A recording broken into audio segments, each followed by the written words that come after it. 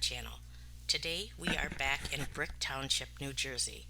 In another video I told you Brick Township is near the Atlantic Ocean, divided by the Barnegat Bay and the Jersey Shore boardwalks. Brick Township used to be the #1 producer of cranberries for the United States in the 1800s. In 1925, when the Point Pleasant Canal was opened, it brought salt water into the Barnegat Bay and Meadowconk River, which flowed into the cranberry bogs and ruined the growth of cranberries. There are still areas of New Jersey that produce cranberries today, but the state is now ranked #3 in the United States for producing cranberries. Brick Township was where 21-year-old Cynthia Leeds called home. She went by Cindy, so that is what I will call her. Cindy was one of 4 daughters born to her parents on March 29, 1955. She graduated from Brick Township High School in 1973.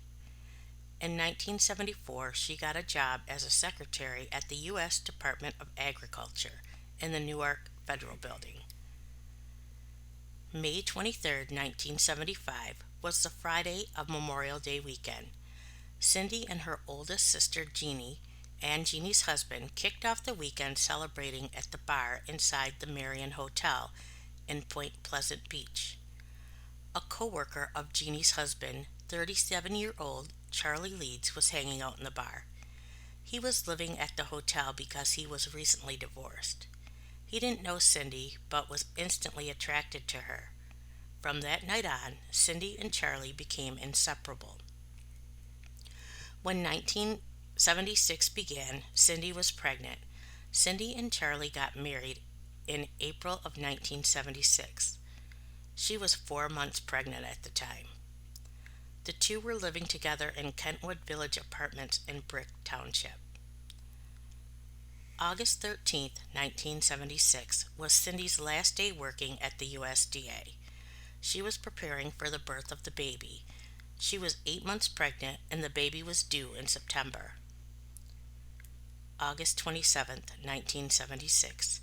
Cindy's husband Charlie and a friend arrived at the apartment he and Cindy shared. Around 5:15 p.m., found it eerily quiet. Charlie entered the couple's bedroom and found Cindy dead, lying naked in a pool of blood on the bed.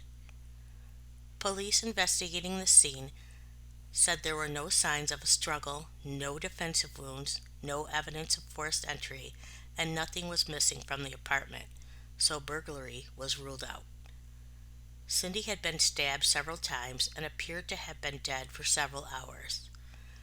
The police found some unidentified fingerprints in the apartment, but the location was not disclosed. August 28th, Cindy's autopsy revealed strangulation and suffocation was the cause of her death, not the stab wounds. Police were not able to find any items that may have been used to strangle her in the apartment. August 31st, Cindy's funeral took place. She was buried at St. Catherine's Cemetery in Seagirt, New Jersey. September 2nd, 1976, just 6 days after Cindy was found murdered, another woman, 20-year-old Virginia Dirks, who lived in nearby Howell Township, was found dead in a similar manner, and police wondered if the two were connected. However, within a couple of days, they were unable to determine if they were linked. By September 9th, police were sure that the two murders were unrelated. I will tell you about Virginia Dirks' murder in another video. By September 19th, police had questioned more than 500 people. The neighbors in the apartment complex didn't know the couple very well. Cindy and Charlie had just moved to the apartment 2 months ago. They said the couple kept to themselves and Cindy was very quiet. Nobody heard any screams or saw anything out of the ordinary. One neighbor in the complex said she saw a Hispanic man wearing a white t-shirt running behind the complex, but the man was never identified and there was no other mention of this man. Police also questioned Cindy's former co-workers at the USDA, which turned up nothing. Cindy had taken a commuter train to work from Point Pleasant Beach Station. Several commuters and the train conductor were questioned over a 2-week period. Those questioned would see Cindy and a man who got on the train after her at the Manasquan station sit together and were often seen chatting. They both got off at the Newark stop and then parted ways. Apparently, the man stopped riding the train after Cindy's murder. No one knew his name, as most commuters only knew faces, not names. He was the only person police were not able to locate for questioning. They weren't saying he was a suspect, they just needed to identify him so they could question him. Manasquan was where Cindy and Charlie lived prior to moving to the apartment in Brick Township. Before moving, Manasquan is the station Cindy would board the train. March 16, 1977. Over 6 months had passed since Cindy's murder and there was no new leads. They still hadn't located the man who would sit with Cindy on the train, so they decided to release a sketch and description of the man. He was described as a white male, approximately 26 to 33 years old, about 6 feet tall, slim, with dark brown hair, with a beard and mustache. He is believed to drive an older model dark blue van that had no side windows and had a bell-shaped decal in the rear window. The van, which was also described as beat up, was seen in the vicinity of Cindy's apartment around the time of her death. No idea how they connected the man to the van since they didn't know his name, but then again, police didn't release all the details surrounding Cindy's death at this time. Those would come out over a decade later and after a scandal in the Brick Township Police Department. June 19, 1979. A Brick Township intelligence officer was placed on paid administration leave for withholding several case files from his commanding officer. On the day the officer was placed on leave, there was an identified person seen carrying out 2 cardboard boxes. That's kind of crazy. It's a police department and no one thought it was odd that someone they couldn't identify was carrying out boxes? June 25, 1979. The commanding officer ordered the officer to return the files, which he did on June 26, but would still remain on leave. Cindy's was one of the files that was returned that day. January 28, 1980. A hearing that lasted 4 days was held to determine if the officer should be terminated. The officer was accused of removing several files related to organized crime. The officer stated he did not take any organized crime files, he only took files related to the 1976 murder of Cynthia Leeds.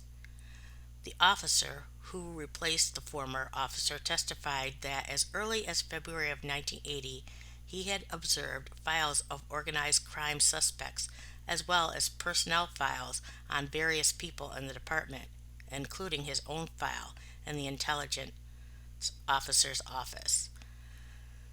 When the officer replaced him on June 19th, most of those files were gone. An officer who shared an office with the former officer testified he never saw any files in the office, but admitted he never looked in any of the cabinets.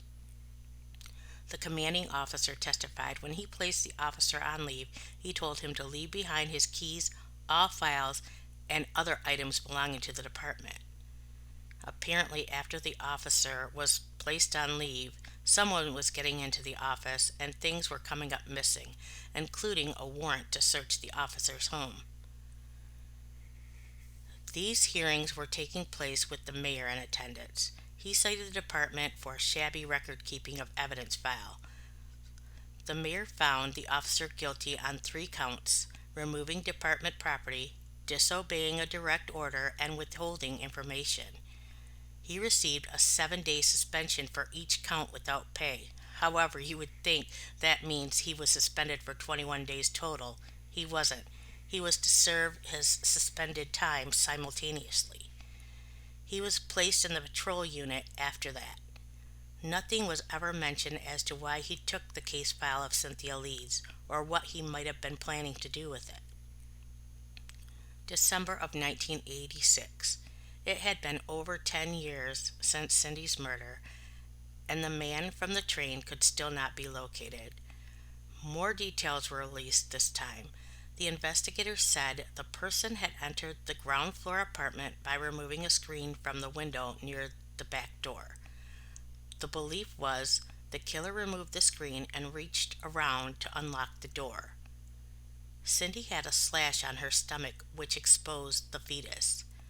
Their theory was it was either someone who wanted to take the baby or the identified man from the train or someone else who could have become fixated on her,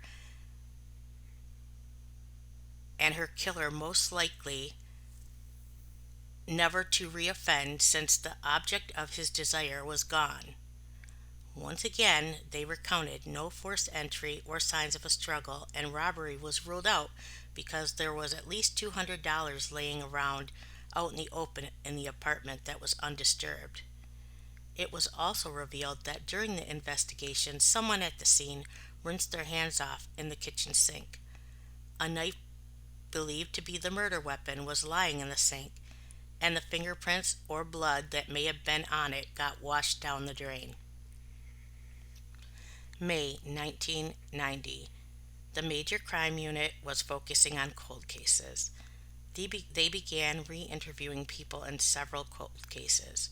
One of the cold cases was Cindy's. It had been 14 years since Cindy was murdered, and at the time of the investigation, her husband Charlie gave a statement to the paper saying he questioned why this happened every day. He cannot think of any reason why someone would have done this to Cindy. He said he is still trying to deal with it. He said he cannot sleep at nights because he relives the day he came home to find his wife dead, and it still haunts him. He said he seems to be okay when he is with friends. His friends are still helping him through it. He said the only memories he's had is a few photos and some greeting cards. He has remained single. March of 1998. Several cold cases were mentioned in the paper again. Since the cold case team was formed, several cases had been solved with new technology. But along with that, there were still several cases that hadn't been solved, and one was Cindy's. For the next 4 years, Cindy's story would be retold in the papers. It was never published whether or not Charlie was ever considered a suspect or if she had been sexually assaulted. 2006 was the 30-year anniversary of Cindy's death, and it remained unsolved. Investigators were still working the case and re-examining evidence in the case and conducting interviews again. They believe the motive was only murder, but could not find evidence of anyone who hated Cindy or Charlie that much to murder her. Cindy's sister and Charlie's were interviewed and shared memories of Cindy. Charlie recalled the first time he met Cindy on that Memorial Day weekend in 1975, and that he was instantly smitten with her and worshipped the ground she walked on.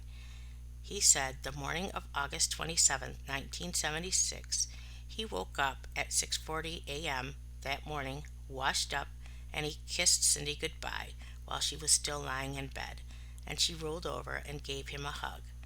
Before leaving for work, he checked the back door to make sure it was locked and locked the front door behind him.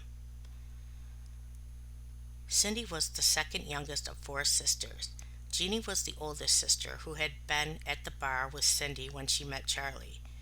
Jeannie said she would spend most days at Cindy's apartment, but hadn't gone that Friday because of the rainy weather. She said her sister was hoping to have a baby boy. Jeannie said Cindy loved to sew and had made clothes for the baby. Cindy's younger sister Jackie recalled how the two of them shared a bedroom growing up and were total opposites but got along anyway. Jackie said she played with Matchbox cars while Cindy played with Barbie dolls. They shared a locker in high school, and Cindy would have her books organized neatly while Jackie would throw hers in there, and Cindy was always prepared. She studied all the time, where Jackie would wait until the last minute to study for tests or complete homework. Jackie also said Cindy loved children and babysat often, and that even misbehaved kids would be good with her because she knew how to relate to them. Jackie said when they were younger and played house, Cindy was always the mother. Cindy liked rock and roll music and reading romance novels. Cindy's third older sister, Marty, recalled how Cindy always seemed to have her ducks in a row. Marty said, out of the four sisters, Cindy was the most together and was always prepared. Marty considered Cindy the most beautiful of the four of them. She was the tallest and was thin. She was soft-spoken yet knew how to have fun. She was kind, gentle, and loving. Cindy's murder was featured again in the press in July of 2019. It is still unsolved as of 2024. Anyone who has any information can call Brick Township Police Department at 732-262-1100.